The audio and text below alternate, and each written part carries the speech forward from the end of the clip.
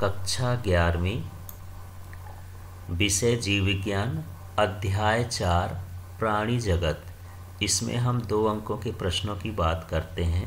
बाकी आप channel subscribe करके फिजिक्स का, केमिस्ट्री का, इंग्लिश का और बायो का कंटेंट आराम से देख सकते हैं। तो चलिए इसका पहला प्रश्न देखते हैं क्या है। यदि आपको एक नमूना स्पेसिमेन दे दिया जाए तो वर्गीकरण हेतु आप क्या कदम अपनाएंगे। तो यहाँ देखिए, ये कॉमन सेंस का क्वेश्चन है, थोड़ा सा समझना फिर अपने से लिखना है।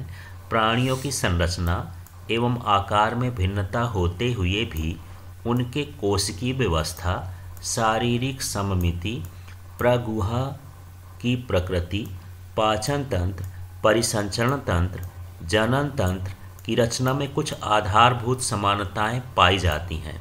हम वर्गीकरण के समय इन विशेषताओं का वर्गीकरण आधार बनाकर कदम बढ़ाएंगे। अगला प्रश्न है, मछलियों में वायु आशय, जिसको एयर ब्लैडर बोलते हैं, की उपस्थिति का क्या महत्व है।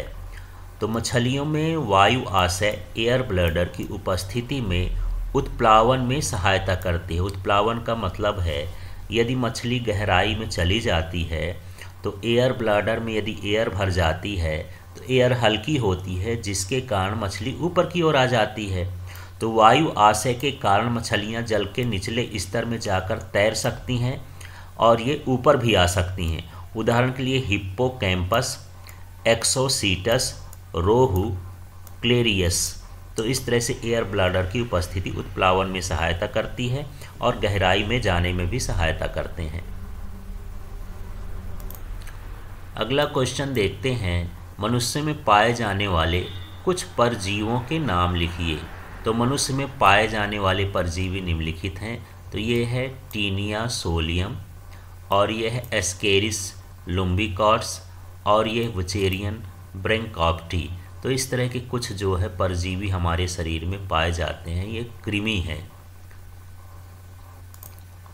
अगला प्रश्न देखते हैं, कोई 3 ऐसे लक्षण लिखिए जिसके कारण चींटी तथा केकड़े को एक ही संघ में सम्मिलित करते हैं।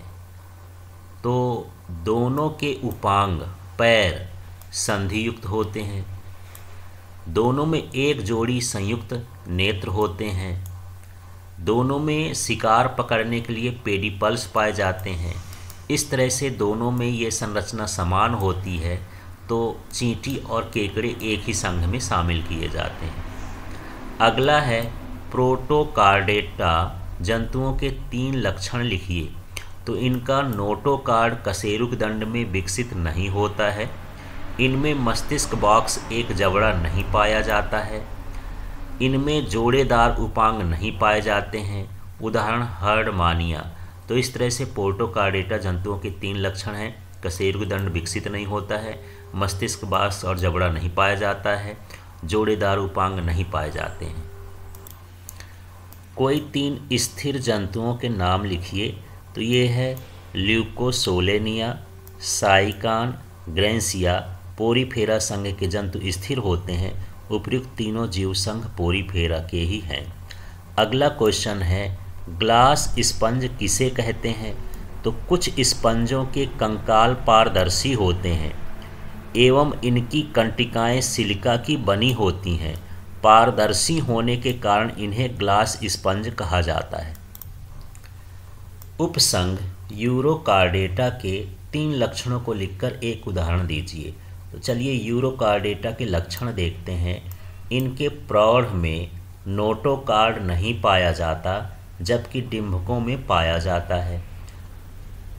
फिर ये अपने शरीर के चारों ओर एक कठोर कवच स्रावित करते हैं, मतलब बाहर जो है कठोर आवरण बना लेते हैं। इनमें गिल छिद्र पाए जाते हैं। उदाहरण हर्डमानिया, डोलियोलम। अगला है, उपसंघ सिफेलोकार्डेटा के लक्षण लिखकर उदाहरण दीजिए। तो इनमें क्रेनियम तथा जबड़े नहीं पाए जाते, ये मछली के समान होते हैं। इनमें नोटोकार्ड एवं तंत्रिका रज्जु शरीर की पूरी लंबाई में पाए जाते हैं।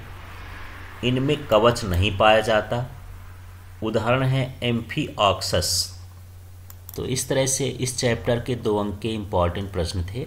अब हम 3 अंकों के प्रश्नों को देखेंगे। Thank you.